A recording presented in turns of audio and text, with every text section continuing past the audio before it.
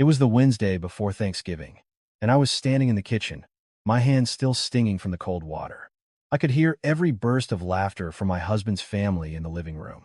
They were excitedly discussing their upcoming Caribbean cruise. The suitcases were packed, the tickets were booked, everything was perfect.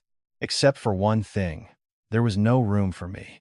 When I walked out and asked, with all the hope of a daughter-in-law who had lived in this house for 4 years, my mother-in-law looked me straight in the eye and said something that changed my life forever. "You're an outsider, Clara. You don't have a place on a family trip." No one defended me. No one asked me to stay. And they had no idea that the very person they called an outsider was the only one who could decide if their trip would even begin. 2 days later, on Thanksgiving morning, as the scent of turkey should have been filling the air, my phone began to vibrate incessantly. 1 call, 2 calls, 10 calls, and then 70 calls from my mother-in-law, the woman who said I had no place with them, hysterically begging me to come back. On that Wednesday morning, the gentle cold of late autumn filtered through the large glass windows, blanketing the house in an atmosphere that was both peaceful and bustling. Pale golden sunlight touched the petals of the chrysanthemums my father-in-law had brought home from the market yesterday, each delicate petal trembling in the cool breeze from the central air. Outside, the sounds of cars, neighbors calling to each other, and children laughing in their new fall jackets created the unique symphony that only happens on the eve of a major holiday. In the kitchen, I stood at the sink, my hands submerged in icy water, gently washing each vegetable, each plate, each dish. The scent of dish soap mingled with the aroma of sautéing onions and the rich smell of a slow roasting brine for the turkey, creating the familiar fragrance of a family Thanksgiving. I had been doing this for 4 years. No one asked me to, but I always did it because I once thought this was my family. I glanced at the clock on the wall. 9 a.m. My husband, Michael, still hadn't come down for breakfast. As usual, he slept in late, and I was always the first one up. Not because I was more diligent, but because in this house, I was the only one who understood that if I didn't do it, no one would. I had just wiped my hands on the towel hanging nearby when I heard the sound of rolling suitcases. I froze. The whir of the wheels on the polished tile floor was sharp and clear. One suitcase, then a second, then a third. I stepped out of the kitchen. The living room was brightly lit. On the floor, 5 large, brand-new suitcases were lined up neatly. My mother-in-law, Eleanor, was standing there in a chic cream-colored coat, holding her phone, talking and laughing. "Yes, the flight is at 9 a.m. tomorrow. A car will be waiting for us as soon as we land." My heart began to beat a little faster. A flight to where? I looked around. My sister-in-law, Jessica, was trying on a pair of designer sunglasses in front of the mirror, turning her head from side to side with a look of pure excitement. My brother-in-law, Kevin, was opening his suitcase to double-check its contents. My father-in-law, Robert, was sitting on the sofa, reviewing their passports. And my husband, Michael, was leaning against the wall, hands in his pockets, staring at his phone, his expression as calm as if this had all been planned for ages. I was the only one who knew nothing. A strange feeling crept into my heart, not quite sadness, but a hollow emptiness. I walked closer, trying to keep my voice steady. "Mom, where are we all going?" No one answered right away. Eleanor looked up at me, her eyes scanning me from head to toe as if I were a stranger. Then, in a casual tone, she said, "The whole family is going on a Caribbean cruise tomorrow." A Caribbean cruise. A luxury trip right before Thanksgiving. I was a bit surprised, but then I smiled. "Okay, I'll go upstairs and pack my things then, Mom." I had just turned to leave when her voice, sharp, cold, and decisive, cut through the air behind me. "Don't bother." I turned back. "I'm sorry?" She looked directly into my eyes, without a hint of hesitation or emotion, and said, "You're an outsider, Clara. You don't have a place on a family trip." The world seemed to stop. All sound vanished. I could hear my own heartbeat thudding in my chest, slow, heavy, and painful. I thought I must have misheard. But no, the look in her eyes told me she was completely serious. I looked at my husband, hoping for just one word, just for him to say, "Mom, she's my wife." But he said nothing. He avoided my gaze, looking down at his phone as if I didn't exist. My sister-in-law, Jessica, let out a small, derisive laugh. "It's a family vacation. Why would an outsider tag along and make things awkward?" Outsider. The word echoed again, like a slap to the face. I stood there, in the middle of the house I had lived in for 4 years, among the people I had once called my family. And, for the first time, I realized that perhaps I had never truly belonged here at all. The bedroom door clicked shut behind me, sealing me off from the sounds of their cheerful chatter. I leaned my back against the door, my eyes staring blankly into the space before me. The room was the same. The same bed I had slept in for 4 years. The vanity table I had bought myself. The cream-colored curtains I had chosen myself, because Eleanor once mentioned she liked bright colors. Everything was familiar, yet I had never felt so alienated from this room as I did in that moment. I walked slowly to the bed and sat down. My hands were still trembling slightly. In my head, Eleanor's words replayed on a loop. You're an outsider. You don't have a place. An outsider. For years. For years as a daughter-in-law. For years under the same roof, calling them family. And in the end, I was just an outsider. I let out a laugh, a dry, emotionless sound. Just then, my phone buzzed. A notification from my bank. I looked down at the screen. You have successfully made a payment of $12,000. I frowned. $12,000. I hadn't bought anything. A strange premonition washed over me. I opened my banking app. The transaction history appeared. A line of text hit me like a physical blow. Payment for Caribbean Cruise Services. Amount, $12,000. Payment method, authorized user card. My heart hammered against my ribs. I clicked on the details and froze. The authorized user card was linked to my primary account. My name was on the primary account. I stared at the screen, and everything began to make sense. This trip didn't include my name, but it was being paid for with my money. I remembered 2 years ago. My company had promoted me to head of finance, and my income had tripled. I started managing major projects, and my bonuses were substantial. Michael had said to me, "Honey, why don't you add everyone as authorized users on your account? It'll be convenient for expenses." I didn't think twice. I believed they were my family. I had issued 5 authorized user cards. One for Eleanor, one for Robert, one for Michael, one for Jessica, and one for Kevin. I thought family shouldn't have to keep score. I thought they would appreciate it. But today, I realized they didn't see me as family. They saw me as a walking ATM. From the living room, the laughter continued. This resort on the ship looks amazing. It has an infinity pool. Tomorrow, let's hit the designer shops first. Don't worry about the cost. Just swipe the card. I closed my eyes, an icy chill spreading through me. It wasn't because they were using my money. It was because they were using my money while still seeing me as an outsider. I opened the banking app again, navigating to the Manage Authorized Users section. The list appeared. Eleanor M. Card as shown. Robert M. Card hash 2. Michael M. Card hash 3. Jessica M. Card hash 4.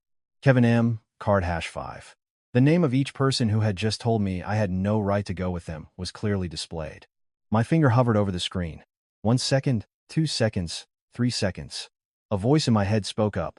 If I'm an outsider, why should I be paying for their family's vacation? I took a deep breath and tapped on the first card.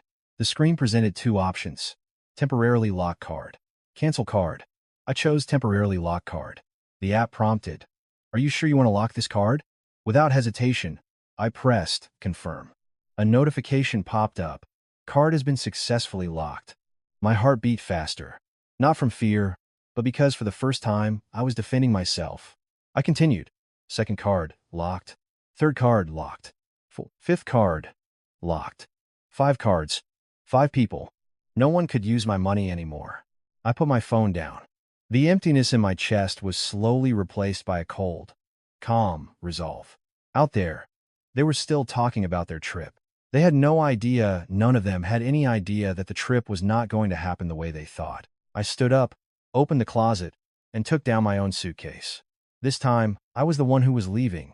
The beige suitcase had sat silently on the top shelf of the closet for nearly a year. I stood before it, my hands slowly pulling it down. As its wheels touched the floor, they made a small, dry sound, like something ending. I unzipped it. Inside was the wool scarf I had used on a business trip to Aspen last winter. Michael had told me then, we should take more international trips together in the future. I had believed him. I had believed in a future that, it turned out, only existed in my own mind.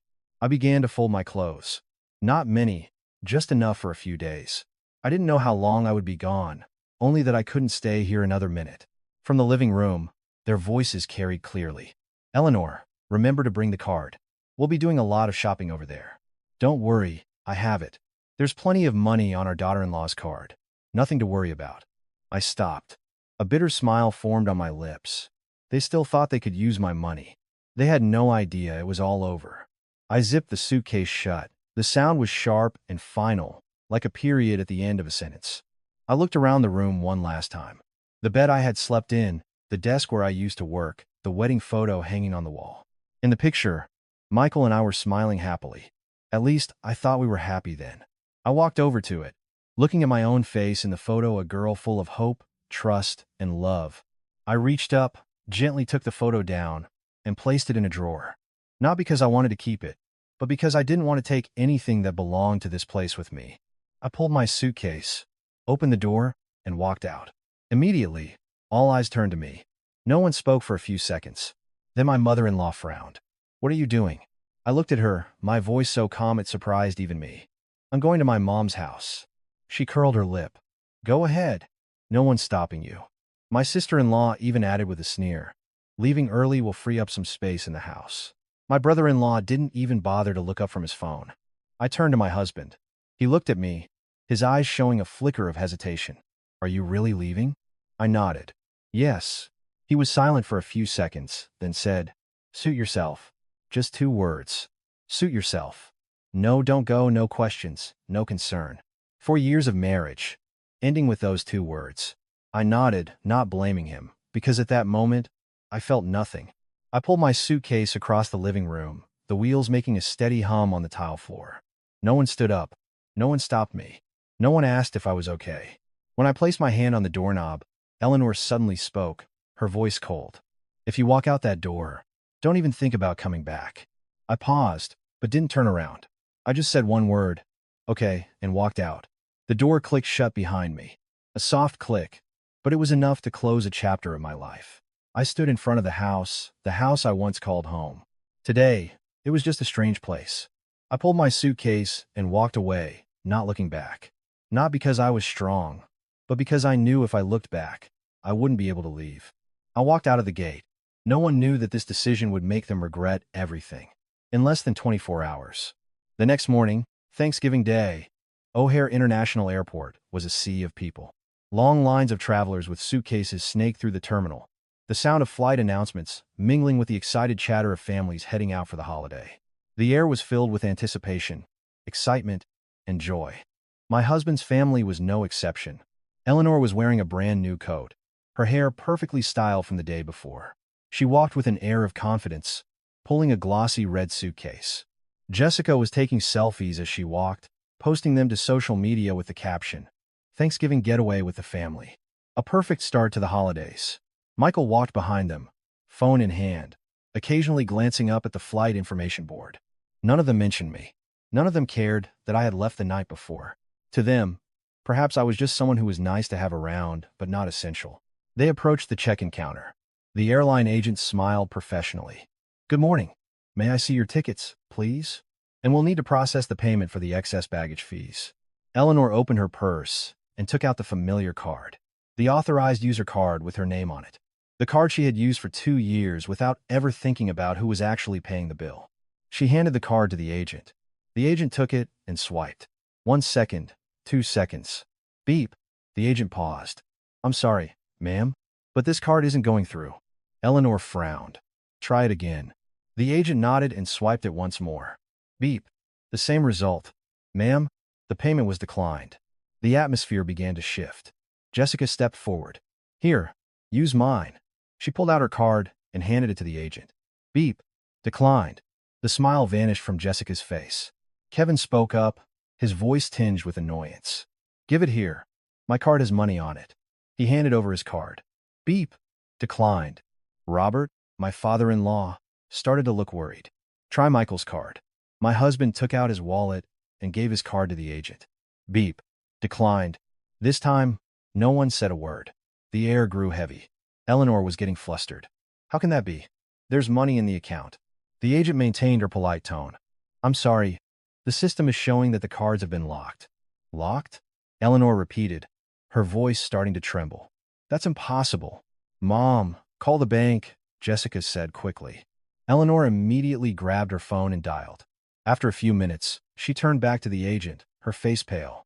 The bank said the primary account holder has locked all authorized user cards.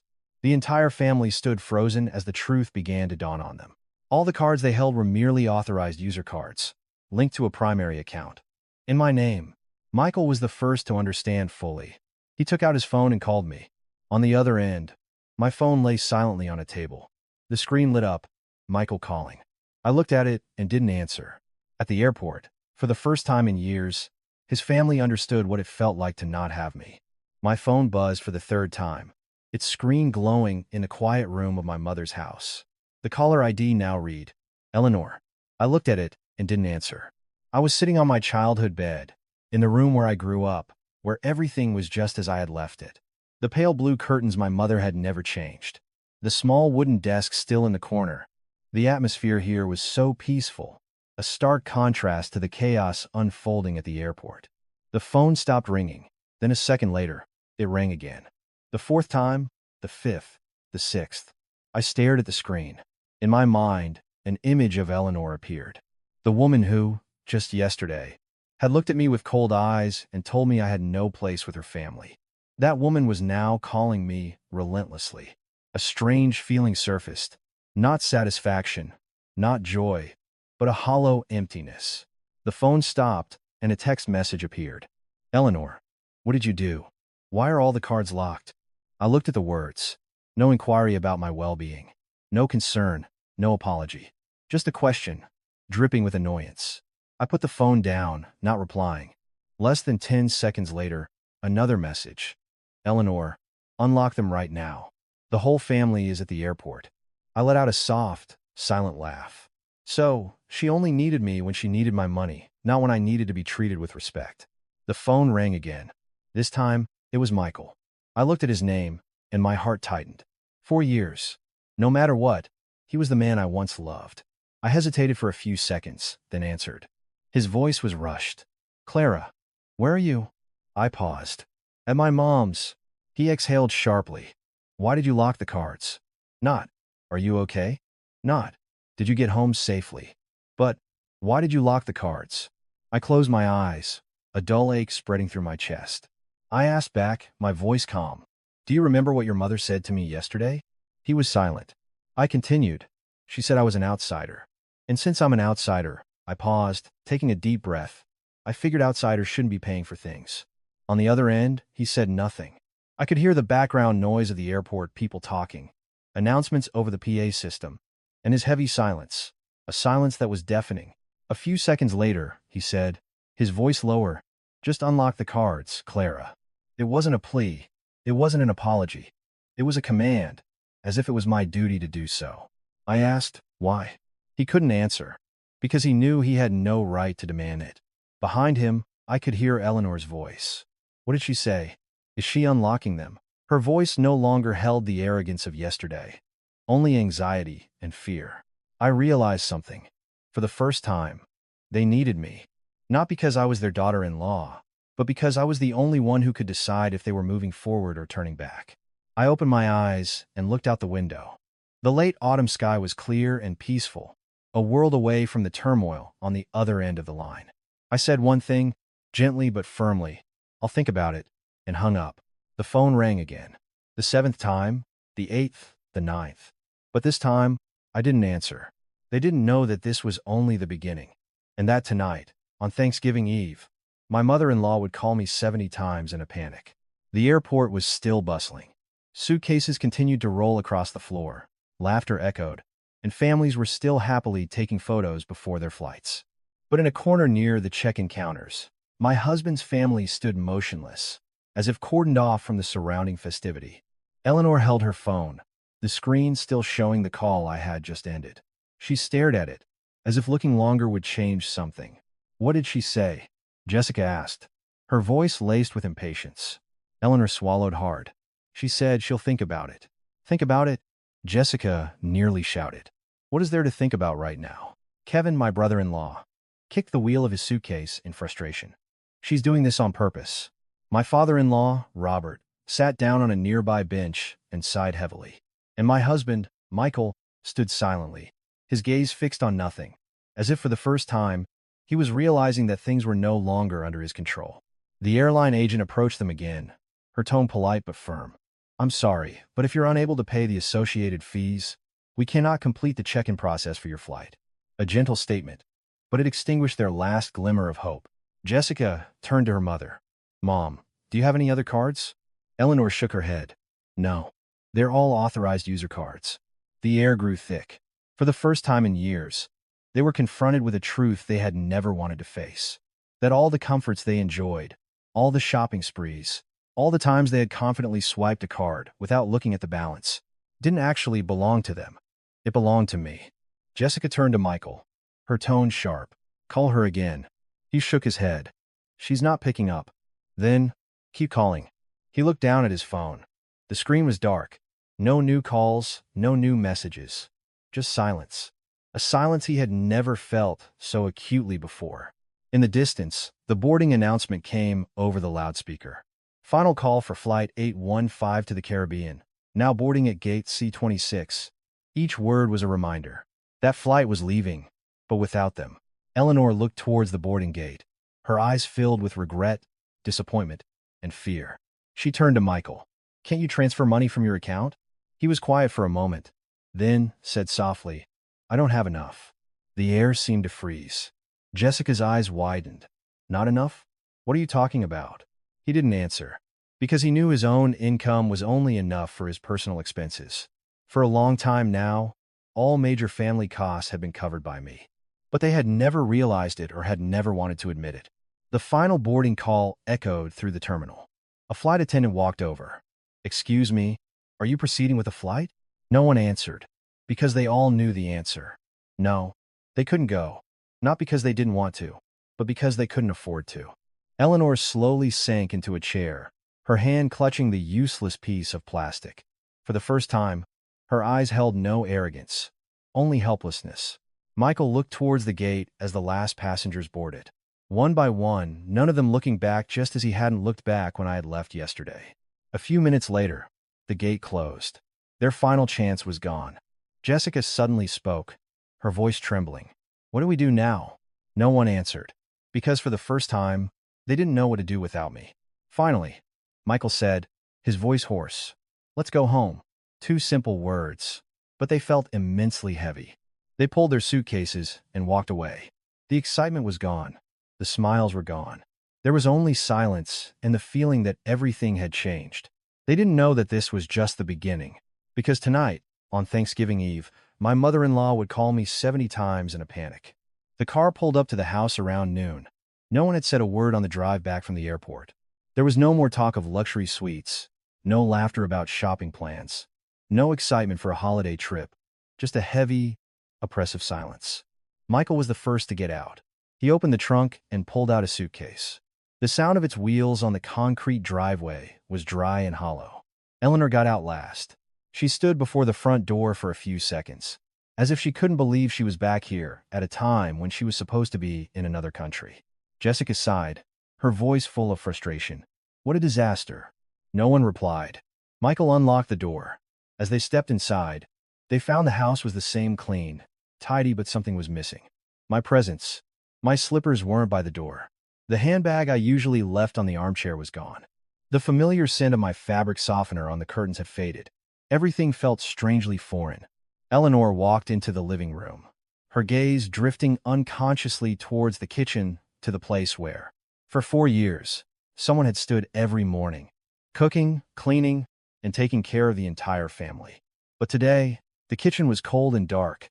There was no one there. She walked to the dining table. There was no hot tea waiting as usual, no pre-cut fruit arranged on a platter. There was nothing, just emptiness. Jessica threw her suitcase onto the floor. "I'm exhausted," she grumbled. Kevin opened the fridge, looked inside, and said, "Is there no food?" Robert sank onto the sofa without a word, only sighing. Michael stood in the middle of the living room, his eyes fixed on our bedroom door. It was slightly ajar. He walked over and pushed it open. The room was neat, too neat. The closet was still there, but one side was empty.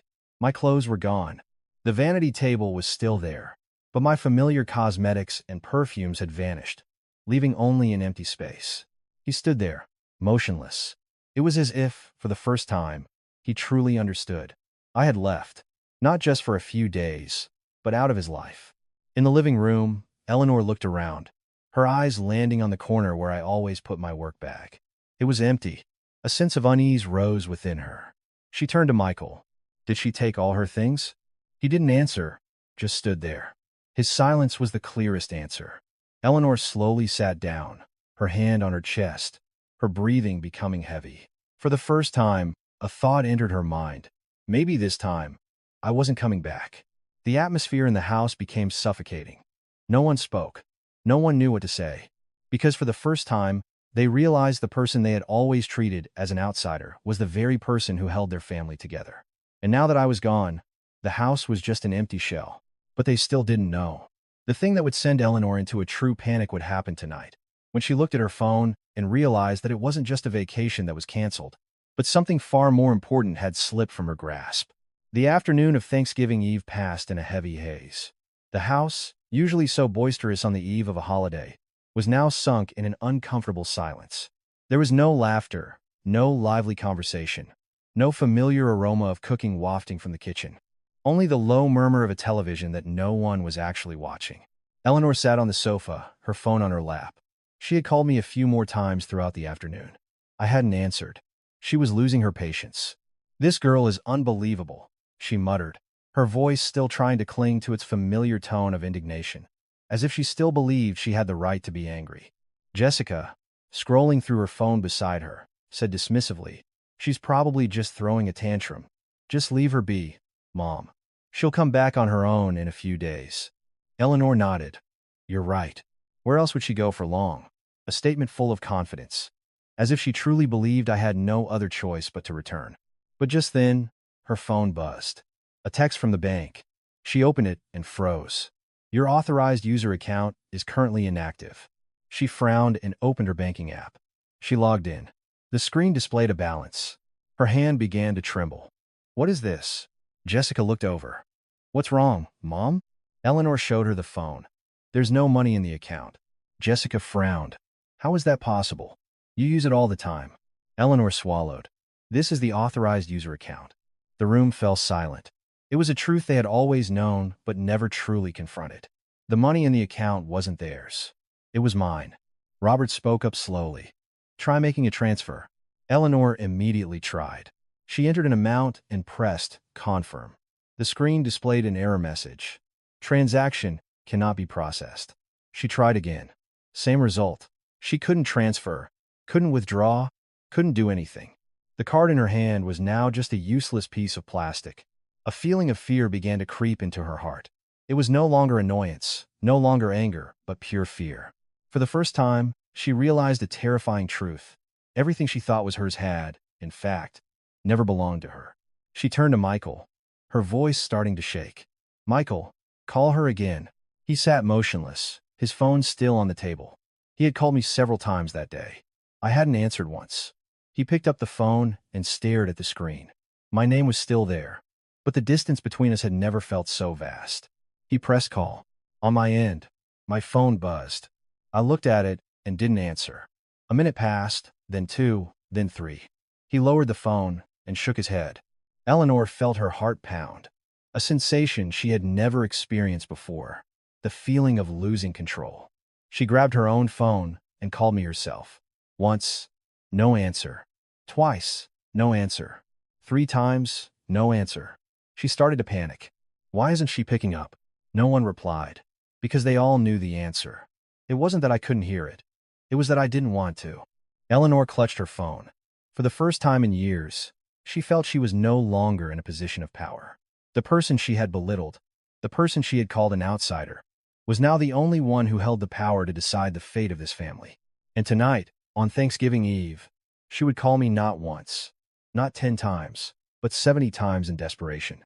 On Thanksgiving Eve, my mother's house was glowing with light. The scent of cinnamon and cloves from a simmering potpourri filled the air. My mother was arranging a centerpiece on the dining table, each piece of fruit polished, each candle perfectly placed. My father stood beside her, adjusting a vase of autumn flowers. Everything was peaceful and familiar, just like every holiday before. Only I was different. I stood at my bedroom window, looking out at the night sky. In the distance, a few early celebratory fireworks lit up the darkness, flashing brilliantly before disappearing. My phone had been silent on the table all evening, until it vibrated once. The screen lit up, Eleanor calling. I looked at it and didn't answer. It stopped, and a few seconds later, it rang again. The second time, then the third, then the fourth. I just stood there, unmoving, watching the screen light up and go dark, over and over. By the 10th call, I walked closer, staring at the screen. Her name was still there, but this time, I could feel it wasn't the anger of the morning, but desperation. I still didn't answer. The phone stopped, and a text message appeared. Eleanor. Clara, please pick up the phone. No longer the informal, dismissive tone, but Clara and please. I stared at the words, a strange feeling stirring inside me. Less than a minute later, a second message. Eleanor, I'm begging you. I closed my eyes. Those 3 words. I never thought I would see them from her. The phone rang again. The 11th time, the 12th, the 13th. The ringing echoed in the quiet room, steady and persistent, like a wordless plea. From downstairs, my mother called out, Clara, honey, come join us. It's almost midnight. Okay, Mom, I'll be right there, I called back. But I remained, watching my phone. It kept ringing. The 20th time, the 25th, the 30th.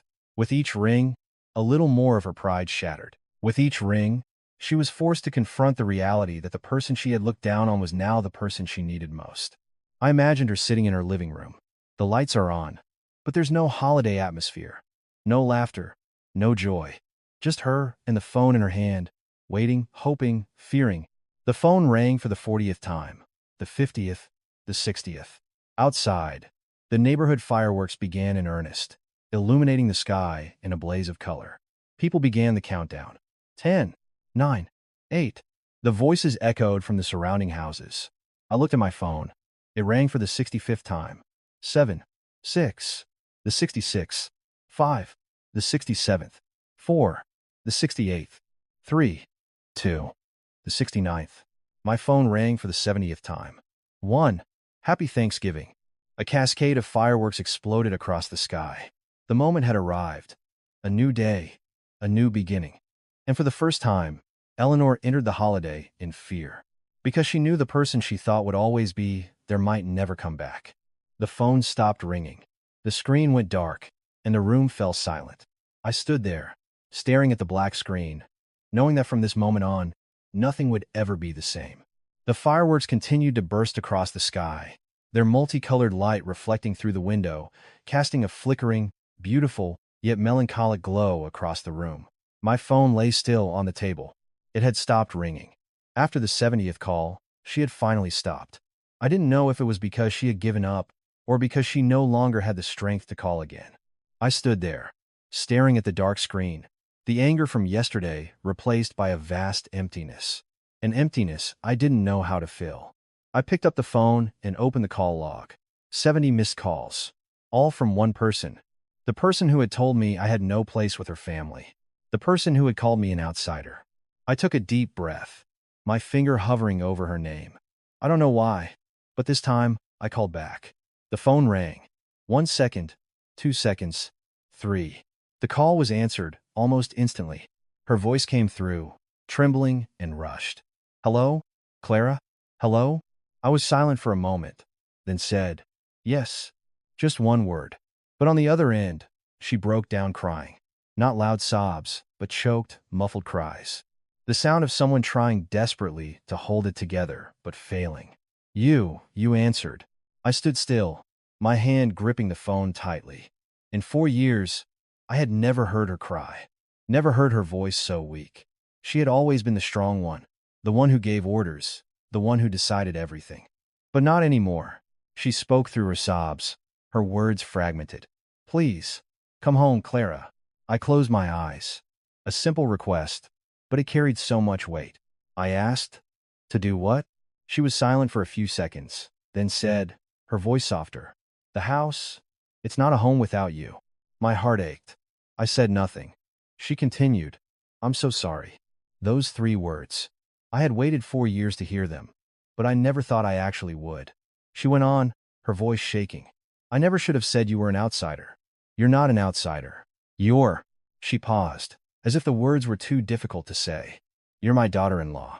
A single tear rolled down my cheek, not out of weakness, but because she had finally acknowledged what I had spent 4 years trying to prove. On the other end, she kept talking. I was wrong. I was so wrong. Her voice faded, as if each word drained her of strength. I stood there, not knowing what to say, because, for the first time, the person who had hurt me the most was begging me to return.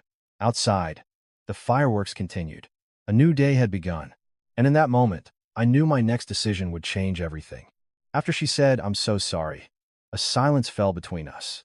I could still hear her breathing on the other end of the line, heavy, anxious, and full of anticipation. She was waiting for my answer, an answer that could change everything. I stood by the window, watching the last of the fireworks fade against the dark sky.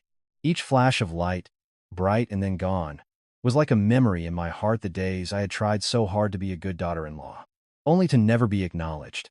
I asked, my voice calm, "Mom, are you sorry because you need me to unlock the cards, or are you sorry because you called me an outsider?" On the other end, she was quiet. A long, telling silence. There was no imposition, no arrogance. Just a woman facing a truth she could no longer escape. A few seconds later, she spoke, her voice thick with emotion. "I'm sorry because I hurt you. I'm sorry because I didn't value you. I'm sorry because I was wrong." I closed my eyes. These were the words I had longed to hear for 4 years. But now that they had arrived, I didn't feel the relief I had expected, only a profound sadness. I asked, "If I hadn't locked the cards yesterday, would you be apologizing to me now?"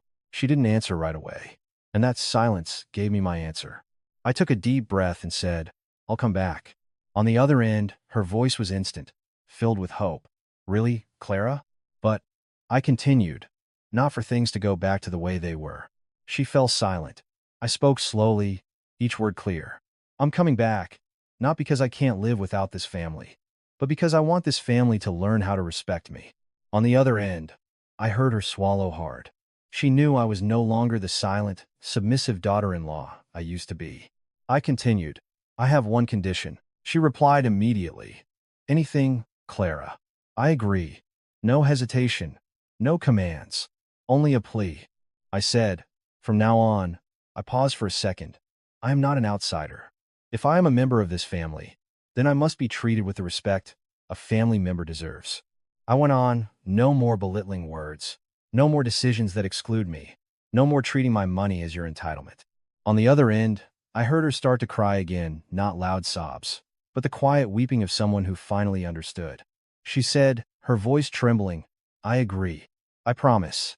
I will never treat you like an outsider again." I said nothing more. I knew promises were easy to make, but take a long time to prove. I told her, "I'll be back after the holiday weekend." Not immediately, not the moment she called. But when I was ready, her voice softened. "Okay, we'll be waiting." I hung up and put the phone down. Outside, the fireworks had ended. The sky was quiet again.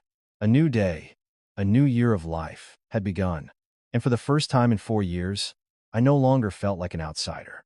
Not because they said I was family, but because I had finally learned to value myself. It was the Sunday after Thanksgiving. The morning was clear, and the bustling energy of the holiday had given way to the city's normal rhythm. I stood at the gate of my husband's house, my hand resting on my familiar suitcase. The black iron gate was the same, unchanged from the day I left. Only I was different. I stood there for a few seconds, my heart beating steadily. Not from fear, but because I knew that once I stepped through this gate, things would never be the same. I pressed the doorbell. Ding dong. The sound echoed in the quiet air. A few seconds later, the door opened. Eleanor stood there. She was wearing a simple house dress. Gone was her usual polished look, but what struck me most was her expression. There was no coldness, no judgment, only concern and a profound sense of relief. She looked at me as if she feared I might vanish if she blinked. Her voice was soft. "You're back." I nodded slightly. "Yes." The air between us was quiet. The tension was gone, but it wasn't replaced by intimacy. It was just two people learning how to start over. She stepped aside. "Come in." I pulled my suitcase inside. The house was the same, But something had changed. On the dining table, a plate of food was set out. A single place setting. Just for me. I stopped, my eyes suddenly stinging. For 4 years, I had been the one to prepare meals for everyone, but never once had anyone prepared a meal just for me. Eleanor stood behind me and said quietly, "I didn't know what you like to eat, so I made the things you used to make." I looked at the table: chicken noodle soup, meatloaf, and mashed potatoes. They were the dishes I often cooked, not because they were my favorites, but because they were what the family liked best. I turned to look at her. For the first time, I saw not a command in her eyes, but an effort. Michael emerged from the living room. He stood at a distance, not approaching immediately, as if unsure he had the right. He looked at me, and his eyes were different. The indifference was gone, replaced by regret. He said softly, "You're home." I nodded, saying nothing more. Not because I had no feelings, but because some wounds can't be healed by a single apology. But I had returned, not because I had forgotten what happened, but because I wanted to give them and myself a chance. Eleanor said, her voice trembling slightly, "Clara, I am so sorry." Again, I looked at her, and this time, I didn't see the woman who had called me an outsider. I saw a mother trying to fix her mistake. I said gently, "It's okay. I'm home." A simple phrase, but it was enough to open the door to a new beginning. Not perfect, not easy, but real. And for the first time in this house, I no longer felt like an outsider.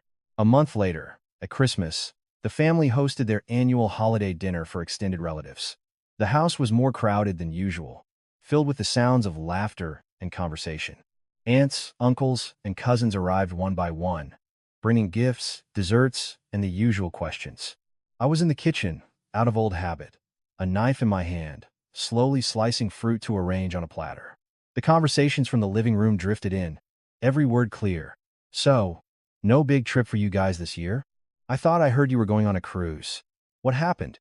Why did you end up staying home?" No one gave a clear answer, just vague, evasive replies. I knew they didn't want to bring it up, didn't want to admit the real reason. I put the knife down and looked at my hands. The hands that had done everything for this family, but had never been acknowledged as an important part of it. I thought things would stay that way, until a voice rose from the living room. It was Eleanor. "We didn't go this year because our family was missing someone." The room fell silent. I froze. No one spoke. Someone asked, "Missing who?" A short pause. Then she said, clearly and slowly, "We were missing my daughter-in-law." The knife in my hand clattered onto the cutting board. A small sound, but it made my heart tremble. Out in the living room, people began to exchange surprised, confused glances. She had never spoken to me like this before. And Anne asked, "But isn't she always here?" Eleanor shook her head gently. "No." For a time, she left us. The atmosphere grew quiet. No one expected her to say that. She continued, "And it was my fault." My heart pounded. I didn't dare step out, just stood there, listening to every word. She went on, "I used to think of her as an outsider. But I was wrong. Out there, no one spoke. No one could believe that this woman, always so strong, always right, always the matriarch, could say such words in front of everyone." Her voice softened. "She is not an outsider. She is my daughter-in-law, and she is a part of this family." A tear fell onto my hand. I didn't wipe it away. For the first time, not in a private phone call, not in a moment of weakness, but in front of everyone, she had acknowledged me. Not because she needed my money, not because she needed me to work for her, but because she truly saw me as family. A few seconds later, she called out, a little louder, "Clara? Where are you?" I was startled, unsure if I should go out. But my feet moved on their own. I walked into the living room. All eyes turned to me. Some were surprised, some curious, some quietly observing. Eleanor looked at me, her gaze no longer cold or distant, only sincere. She said gently, "Come sit with me." Not a command, but an invitation. I walked over and sat down beside her. She placed her hand over mine. A small gesture, but it said everything. And in that moment, I knew that this time, things had truly changed. That night, after all the relatives had gone home, the house settled into a quiet peace. The empty coffee cups were still on the table, and the scent of pine from the Christmas tree hung in the air. Eleanor had gone to bed early, exhausted from the emotional day. I was in the kitchen, washing the last of the dishes.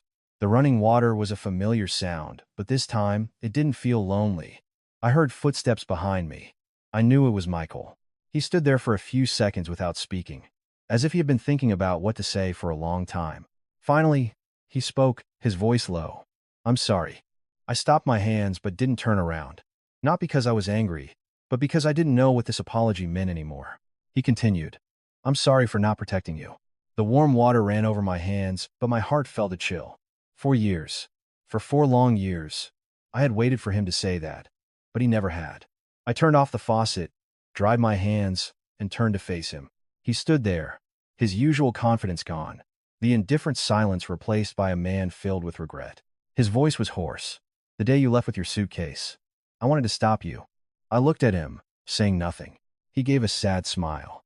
But I didn't have the courage. The answer didn't surprise me, but it still hurt. He continued, "I was afraid of upsetting my mom." A simple sentence, but it was the truth. For years, he had always chosen silence, not because he didn't know right from wrong, but because he wasn't brave enough to take my side. He looked down. "I know that meant you had to endure it all alone." I asked softly, "So, why are you saying this now?" He looked up at me, his gaze not flinching for the first time. "Because when you were gone," he paused for a few seconds, "I realized you weren't the one who needed this family. This family needed you." My heart fluttered. He continued, "The house didn't feel like a home without you." I was silent, because I had felt it too. He took a small step closer, not too close, but enough for me to see the sincerity in his eyes. "I don't expect you to forgive me right away," he said. "I just want you to know that this time, I won't be silent anymore." It wasn't a grand promise, not flowery words, just a simple sentence, but it was one I had never heard him say before. I looked at him, the man I had once loved, the man who had hurt me, and the man who was trying to change. I didn't answer immediately, because I knew trust couldn't be rebuilt in a day. But for the first time, I saw that maybe we still had a chance. Not to go back to the past, but to build a new future, a future where I was no longer an outsider. That morning, I woke up before anyone else. It was a habit I had formed over 4 years as a daughter-in-law. Even though no one required it anymore, my body still woke when the sky was just beginning to lighten, when it was so quiet you could hear the flutter of a bird's wings outside the window. I lay still for a few seconds, staring at the ceiling. This room had once been where I cried in silence, where I wondered what I had done wrong to be treated like an outsider. And it was this same room I had returned to with a heart that was no longer so fragile. I sat up, put on a light sweater, and opened the door. The hallway was quiet, the morning light slanting through the windows in long stripes across the floor. Everything was familiar, but the feeling inside me was different. In the past, stepping out of this room felt like entering a space where I had to constantly strive for acceptance. Today, I was simply walking out of my room, not to prove anything, but just to start a new day. I walked towards the kitchen. By old habit, I assumed I would be the first one there, turning on the stove, boiling water, preparing breakfast for the family, just as I had done for 4 years. But as I reached the kitchen doorway, I stopped. The light was already on, and someone was standing there. It was Eleanor. Her back was to me, her shoulders slightly stooped as she held a spoon, slowly stirring something in a pot. I stood still, not making a sound, just watching, because this was an image I had never seen in 4 years. She was always the one who waited to be served, never the one who cooked. Perhaps she heard my footsteps because she turned around. She was startled to see me, as if she hadn't expected me to be up so early. A flicker of awkwardness crossed her face, not the coldness of before, but the fumbling uncertainty of someone doing something unfamiliar. Her voice was no longer sharp. "Oh, you're awake." I nodded gently. "Yes." A brief silence fell. She turned back to the pot, her voice quieter than usual. "I didn't know what you liked for breakfast." She paused. "So I made some oatmeal." I looked at the pot. Steam was rising, carrying the familiar scent of oats. It wasn't a special dish, nothing fancy, but it made my heart tremble. Because this was the first time someone in this house had cooked for me. Not because they needed me, not because they wanted something from me, but simply because they had thought of me. I walked a little closer and saw that her hand holding the spoon was not as steady as it used to be. Not because she was weak, but because she was nervous. Nervous that I would refuse. Nervous that I wouldn't accept this change. Nervous that it was too late. She added, her voice a little shaky, "If you don't like it, I can make something else." I looked at her. The woman who had made me cry so many times. The woman who had called me an outsider. But she wasn't that woman anymore. Now, She was just a mother, trying to mend her mistakes. I said softly, I like it. Just 3 words. But I saw her shoulders relax, as if a great weight had been lifted. She ladled the oatmeal into a bowl, set it on the table, and said, eat it while it's hot. I sat down, picked up the spoon, and took a bite.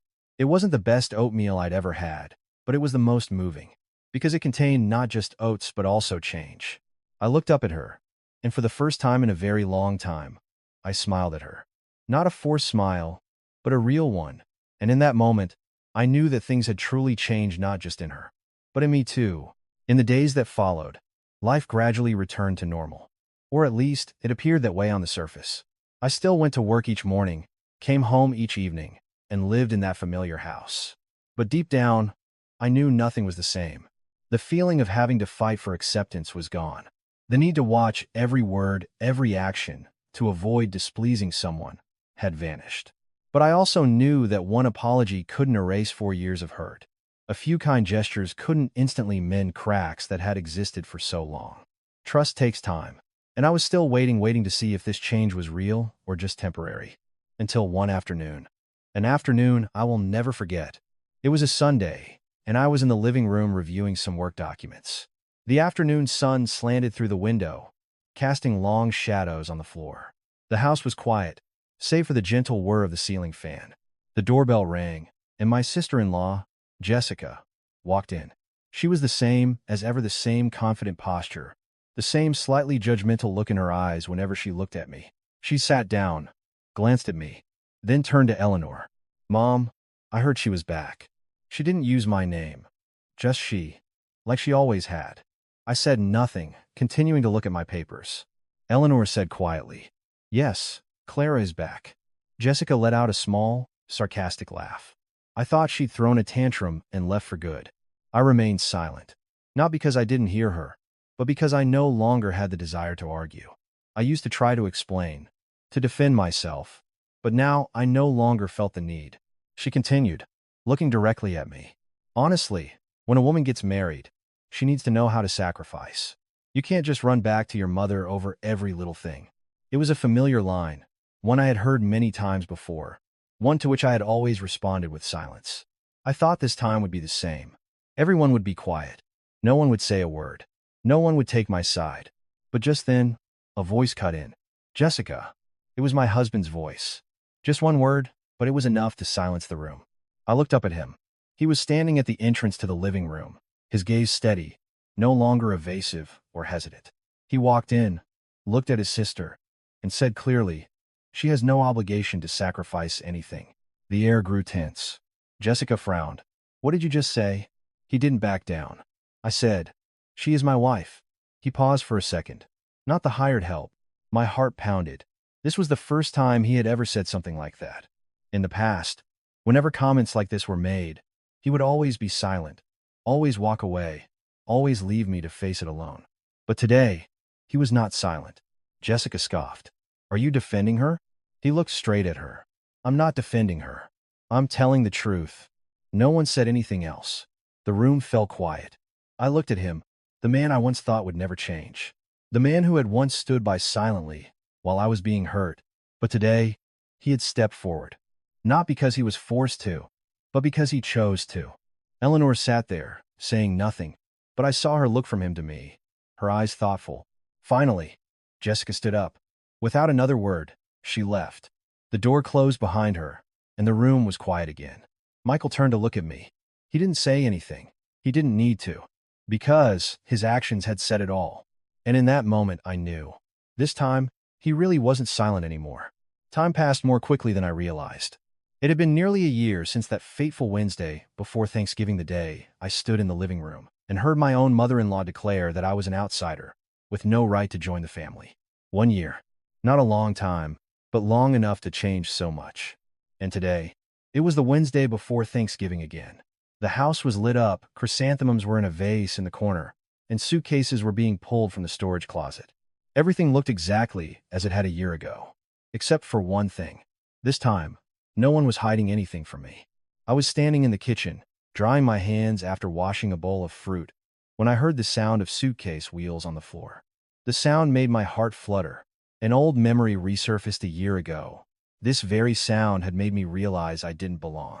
I stood still for a few seconds, not going out immediately. Not because I was afraid, but because a part of me still remembered the feeling of that day so vividly. But then I heard footsteps approaching, not rushed or heavy, but slow and gentle. I turned. Eleanor was standing at the kitchen door. She looked at me, her eyes no longer holding the coldness of a year ago, only warmth and a hint of nervousness. She was holding a white envelope. She walked over to me and stopped. For a few seconds, she said nothing, as if searching for the right words. Then, she handed me the envelope. "This is for you." I was surprised. "What is it?" I took it and opened it. Inside was a plain ticket. My name, Clara M., was printed clearly, right next to Michael's name and the rest of the family's. I looked up at her, my heart beating fast. She said gently, "We're going on a family vacation." She paused, looked me straight in the eye, and this time, her hand gently rested on mine. A light but sincere touch. "And we can't go without you." Time seemed to stand still. A year ago, this same woman had looked at me and said, "You're an outsider. You have no place." And today, this same woman was handing me a ticket. Not out of obligation, not because of money, but because she wanted me there.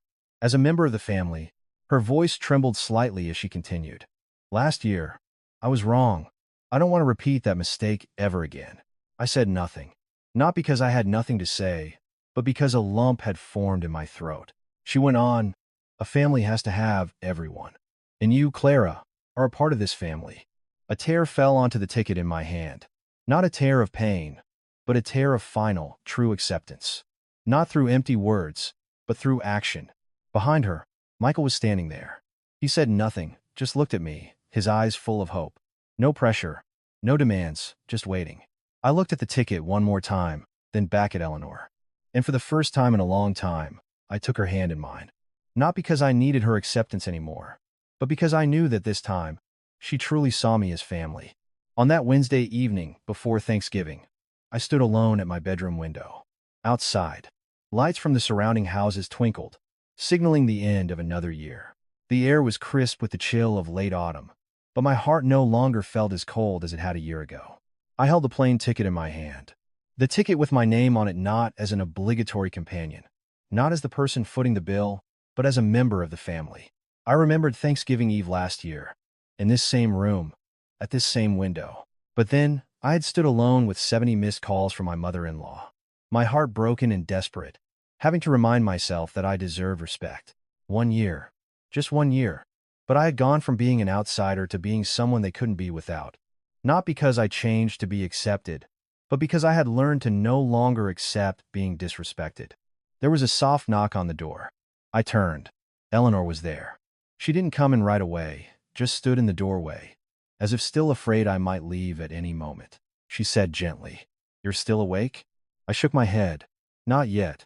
She walked in slowly and stood beside me, also looking out the window. For a long time, she was silent. Then she said softly, "This time last year." She paused. "I lost you." My heart stirred. She continued, "It was the first time in my life I realized that some things can't be held onto just because you want to." She turned to look at me, the old arrogance completely gone, replaced by pure sincerity. "Thank you, Clara, for coming back." I looked at her, and this time, I no longer saw the woman who had hurt me. I saw a mother who had learned how to love properly. I said softly, "I didn't come back because I couldn't leave." I paused. "I came back because I felt valued here." She said nothing, but I saw her eyes well up. Outside, the first of the holiday fireworks began to light up the sky. A new year was coming. A new beginning. Michael came into the room. He stood behind us, saying nothing, but gently placed his hand on my shoulder. Not to hold me back, but to let me know he was here with me. Not out of duty, but by choice. I looked at the two people standing with me, the one who gave birth to him, and the one who chose me. And for the first time, I no longer felt like I had to try to belong here. Because I already did. Not because they allowed me to, but because they had learned to cherish me, and I had learned to cherish myself. The fireworks continued to burst, their light reflecting on the window pane. I smiled, because I knew that while words can wound a person in seconds, sincerity can heal a heart. And sometimes, the person who once called you an outsider is the very one who learns to love you the most. The takeaway from the story: life sometimes hurts us not because of grand tragedies, but because of small words from the very people we consider family. Many daughters-in-law spend their youth trying to earn acceptance, but a single phrase like "you're an outsider" can make all that effort feel worthless. But this story offers us some profound lessons. First, respect is the foundation of any relationship. Family bonds cannot survive on one-sided obligation. When a person is constantly disrespected, they may endure it out of love, but they also have every right to leave when they are no longer valued. Second, never take another person's sacrifices for granted. Many people only realize a person's worth when they are gone. Care, attention, and love are not mandatory duties. They are choices that come from the heart. Third, a strong person isn't someone who doesn't feel pain, but someone who knows how to stand up for themselves and value their own worth.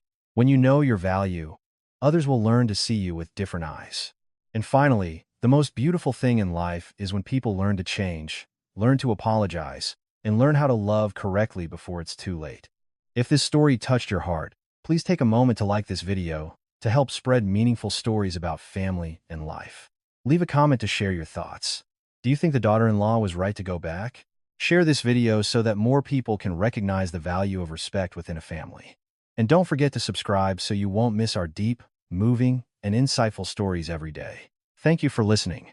We'll see you in the next story, where every tale is a piece of life, and every piece of life is a precious lesson.